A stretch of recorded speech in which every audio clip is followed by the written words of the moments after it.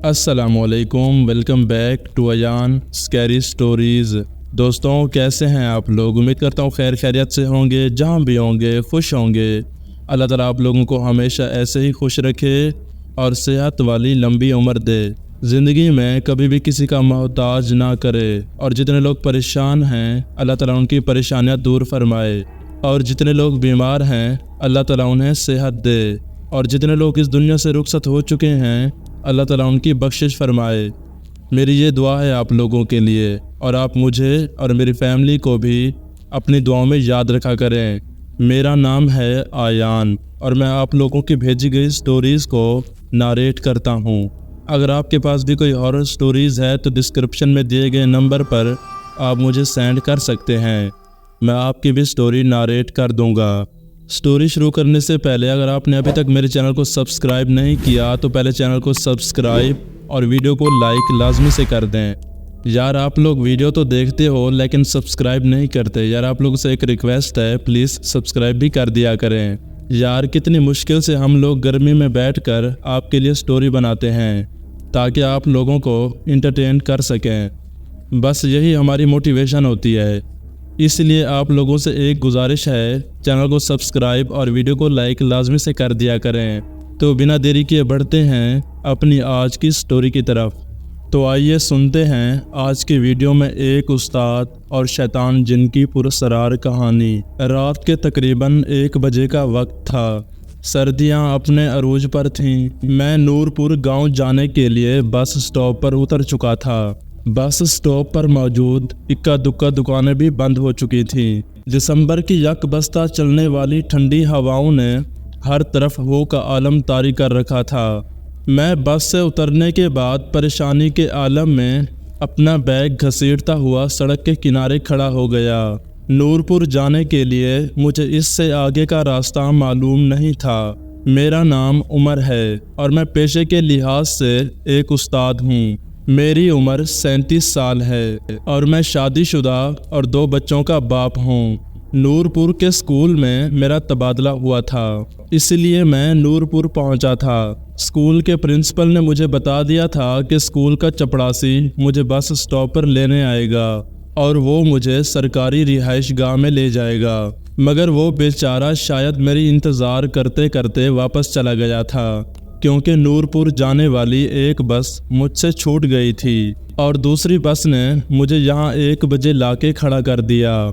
धुंध की वजह से हर तरफ बियाबान नज़र आता था। मैं परेशानी के आलम में जहाँ तक मुमकिन था दीदे फाड़ फाड़ कर चारों तरफ देख रहा था। सर्दी की वजह से मेरी टांगें कपकपाना शुरू हो गई थी। ये इस बात का इशारा था कि जल्द से जल्द मुझे अपने ठहरने का इंतज़ार कर लेना चाहिए, जो कि फ़िलहाल अभी मुमकिन नज़र नहीं आ रहा था। मैंने बैग में रखी टॉर्च निकाली और उसका बटन दबाकर ऑन किया। इतने में मेरे कानों में लाठी टेकने की आवाज़ आने लगी, जैसे कोई बूढ़ा शख्स आहिस्ता आहिस्ता सड़क पर लाठी टेकते हुए मेरी तरफ आ रहा है। मेरा दिल खौफ के मारे उछलने लगा। मैंने टॉर्च का रुख आवाज़ की सिमत किया, मगर वहाँ पर धुंध की वजह से मुझे कुछ भी नज़र नहीं आया। आवाज़ बदस्तूर मेरी तरफ बढ़ रही थी, मगर वहाँ से कोई भी नज़र नहीं आ रहा था।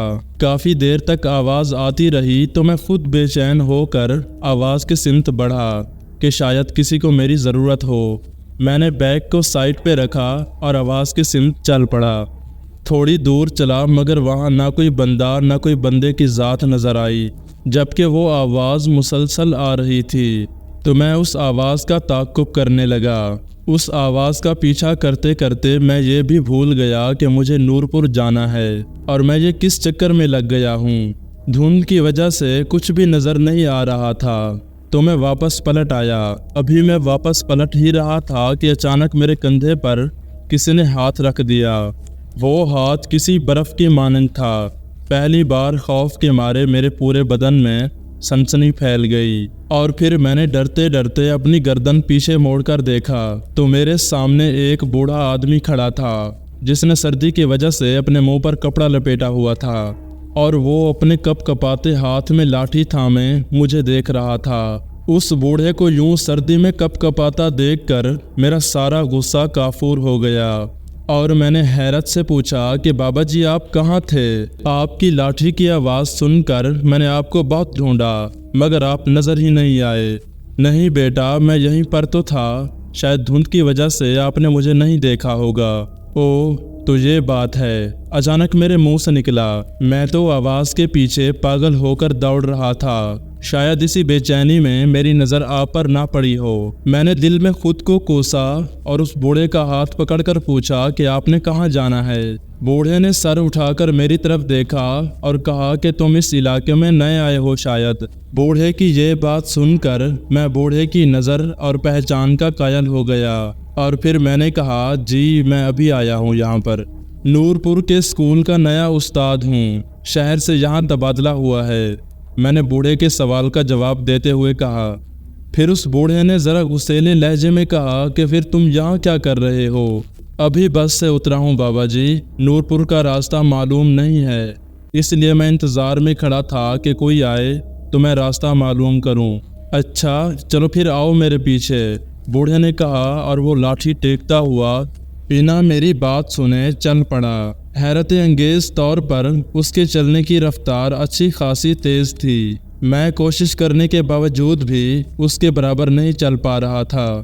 پھر آہستہ آہستہ یہ فاصلہ بڑھنے لگا، اتنے میں ہم بس اسٹاپ پر پہنچ گئے۔ میں نے لپک کر اپنا سامان اٹھایا اور بوڑھے کے پیچھے چل پڑا۔ ایسا لگ رہا تھا کہ میرے ایک قدم کے مقابلے وہ 3 قدم اٹھا رہا ہے۔ بھاگ بھاگ کر مجھے سانس چڑھ گیا تھا۔ میں نے آوازیں دے کر بوڑھے کو روکنے کی بھی کوشش کی مگر وہ بوڑھا آہستہ آہستہ دھند میں غائب ہوتا چلا گیا۔ اس ساری بھاگ دوڑ کی وجہ سے مجھے تھکاوٹ کی وجہ سے پسینہ آ رہا تھا۔ بوڑھا اب ہیولے کی طرح مجھے دھند میں نظر آ رہا تھا۔ میں نے تھک کر بیگ نیچے پھینکا اور بیٹھ کر سستانے لگا۔ پھر اچانک سے کسی نے میرے کندھے پر دوبارہ ہاتھ رکھا اور میں نے جب گھوم کر دیکھا تو وہی بوڑھا کھڑا مجھے دیکھ رہا تھا۔ بے ساختہ میرے منہ سے نکلا آپ؟ میں دوسری طرف اس ہیولے کو بھی دیکھ رہا تھا جو مجھے ابھی تک نظر آ رہا تھا۔ پھر اس بوڑھے نے مجھ سے کہا کہ پیاس لگی ہے تو یہ لو۔ اس بوڑھے نے ایک بوتل میرے ہاتھ میں پکڑا دی۔ میرا گلا خشک ہو رہا تھا، میں نے جلدی سے ڈھکنا کھول کر بوتل کو منہ سے لگا دیا۔ پانی کا ذائقہ مجھے ذرا نمکین لگا اور گاڑھا بھی۔ میں نے فوراً ہی بوتل کو منہ سے ہٹا کر ٹارچ کی روشنی میں دیکھا۔ اس بوتل میں لیس دار اور گاڑھا خون تھا۔ میں نے کھانستے ہوئے زوردار الٹی کی اور سارا کا سارا خون باہر اگل دیا۔ میں نے غصے سے اس بوڑھے کی طرف دیکھا۔ اب وہ بوڑھا بھی میری کیفیت دیکھ کر زور زور سے ہنسنے لگا اور ساتھ ہی اپنے چہرے سے لپٹا ہوا کپڑا بھی اتارنا شروع کر دیا۔ جیسے جیسے وہ کپڑا اتر رہا تھا وہ کپڑا خون آلودہ ہو رہا تھا۔ جیسے ہی اس کے منہ سے سارا کپڑا ہٹا تو اس کی خوفناک شکل دیکھ کر میرے تو اوسان خطا ہو گئے۔ اس کا چہرہ بہت ہی خوفناک تھا اور اوپر سے اس کی شیطانی ہنسی جو کہ میری جان نکال رہی تھی۔ اس کے غلیظ اور بھیانک چہرے کو دیکھ کر مجھے کپ کپی ہونے لگی۔ میں نے جلدی سے بیگ چھوڑا اور ٹارچ ہاتھ میں لیے چیختا چلاتا سمت کا تعین کیے بغیر بھاگ پڑا۔ کانٹے دار جھاڑیاں میری ٹانگوں کو لگ لگ کر زخمی کر رہی تھیں۔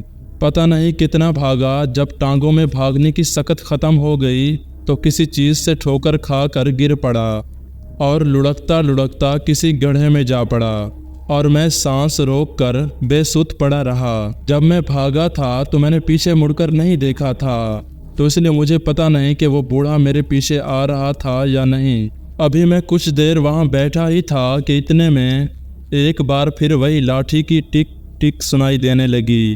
وہ آواز دھیرے دھیرے میری طرف بڑھ رہی تھی اور خوف کے مارے میرے رونگٹے کھڑے ہو گئے تھے۔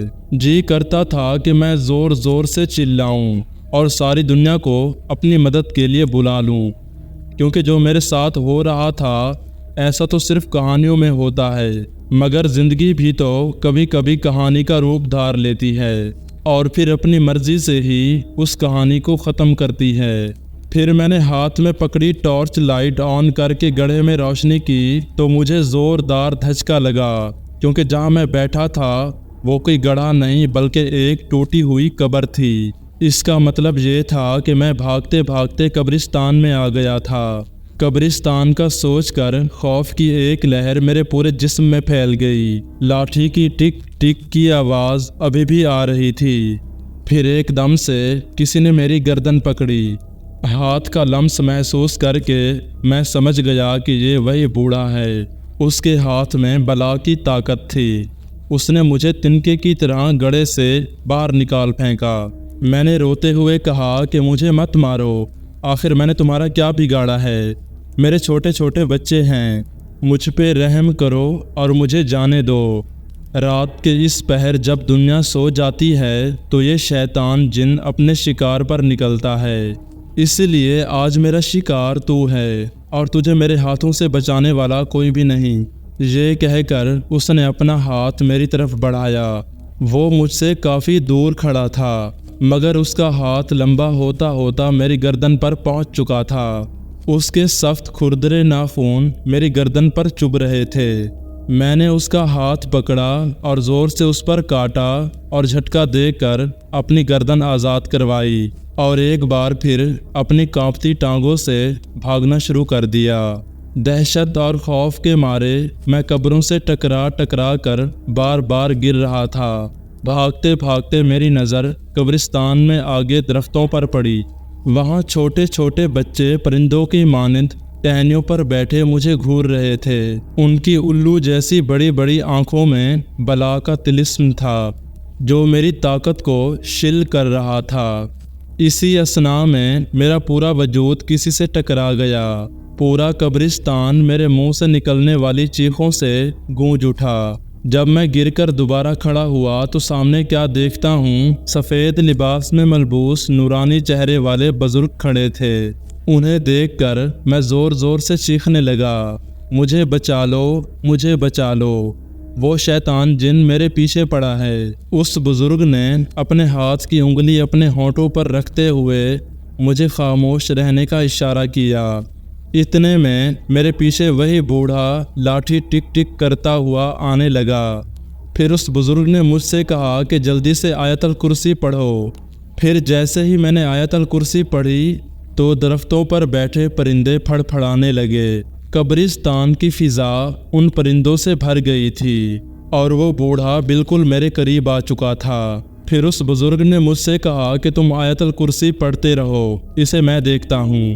پھر اس بزرگ نے کوئی بوتل نکالی جس کے اندر پانی تھا، اور وہ پانی جیسے ہی اس بوڑھے شخص پر ڈالا تو وہ اپنا سر پکڑتے ہوئے زمین پر گر گیا اور پھر ایک گدھ کی شکل اختیار کر کے وہاں سے بھاگ گیا۔ اس کے جاتے ہی جیسے ہی میں نے پیچھے مڑ کر دیکھا تو وہ بزرگ غائب ہو چکے تھے۔ اس کے بعد میں پھر سے اسی سڑک پر آیا تو وہاں پر کسی سے میں نے پوچھا کہ نورپور گاؤں کا راستہ کون سا ہے، تو انہوں نے مجھے راستہ بتایا تو میں اپنی منزل مقصود پر پہنچ گیا۔ تو یہ تھا میرا چھوٹا سا واقعہ، امید ہے آپ کو پسند آئے گا۔